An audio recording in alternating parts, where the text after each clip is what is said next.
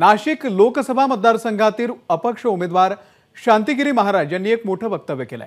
भाजपसह सर्व हिंदुत्ववादी संघटनांचा आम्हाला पाठिंबा आहे असं वक्तव्य शांतिगिरी महाराज यांनी केलंय। आमच्या समाजामधील जे हिंदुत्व विचाराचे आहेत ते सर्व आमच्या सोबत आहेत। त्यामुळे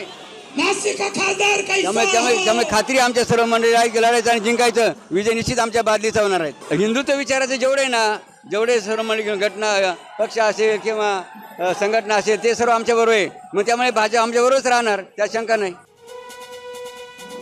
मुकुल कुलकर्णी या संदर्भातले अपडेट आपल्याला देतील। मुकुल, फार मोठं वक्तव्य केलेलं आहे शांतिगिरी महाराजांनी, भाजपचाही आम्हाला पाठिंबा आहे असं त्यांचं म्हणणं आहे। काय सध्या वातावरण आहे नाशिकमध्ये?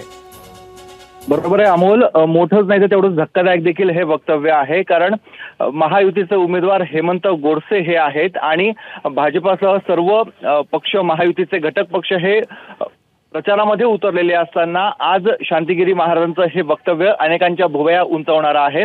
आज नाशिक लोकसभा मतदारसंघाचा प्रचाराचा शेवटचा दिवस आहे आणि त्या निमित्तानं शांतिगिरी महाराज यांची भव्य शोभायात्रा निघालेली आहे। शक्ती प्रदर्शन ते करत आहेत आणि या शक्ती प्रदर्शनादरम्यान त्यांना प्रश्न विचारला असता त्यांनी हे वक्तव्य केलंय की भाजपासह सर्वच हिंदुत्ववादी संघटना आमच्या सोबत आहेत। आपल्याला माहिती आहे काल मुख्यमंत्री आलेले होते 2 दिवसापूर्वी, त्यांनी देखील शांतिगिरी महाराज यांनी माघार घ्यावी यासाठी प्रयत्न केले। भाजपकडनं देखील सातत्याने शांतिगिरी महाराज यांनी माघार घ्यावी यासाठी प्रयत्न सुरू असताना शांतिगिरी महाराज आपल्या भूमिकेवर ठाम आहेत। आपण निवडणूक लढवणार आणि जिंकणार असा विश्वास त्यांच्याकडनं व्यक्त केला जात आहे आणि त्यातच हे त्यांचं वक्तव्य आले। त्यामुळे आता शिवसेना, शिंदे गट याला कसं रिॲक्ट होतो आणि भाजपचे वरिष्ठ पदाधिकारी, नेते यावर काय खुलासा करतात हे बघणं अत्यंत महत्त्वाचं आहे। मुकुल, कारच गिरीश महाजन यांनी सुद्धा म्हटलं की माझं आता नुकतंच त्यांच्याशी बोलणं झालंय, आम्ही अजूनही मनधरणी करतोय, परंतु शांतिगिरी महाराज ऐकत नाहीयेत, ते निवडणूक लढण्यावरती ठाम आहेत।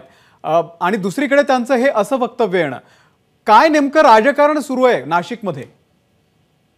नक्कीच आपण बघितलं, हेमंत गोडसे यांच्या उमेदवारीला सुरुवातीपासूनच विरोध होत होता।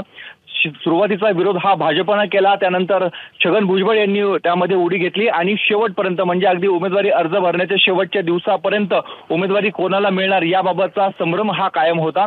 त्यामुळे हेमंत गोडसे यांच्या प्रचाराला देखील विलंब झाला। एक विस्कळीतपणा हा प्रचारामध्ये सुरुवातीच्या काळामध्ये दिसत होता। त्यानंतर ज्यावेळेस नरेंद्र मोदी यांची सभा नाशिकमध्ये झाली त्यानंतर एक संघपणा हा महायुतीच्या घटक पक्षांमध्ये बघायला मिळतो आहे।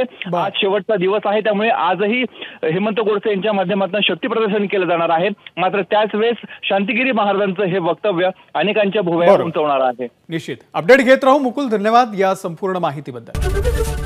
एबीपी माझा, उघडा डोळे बघा नीट।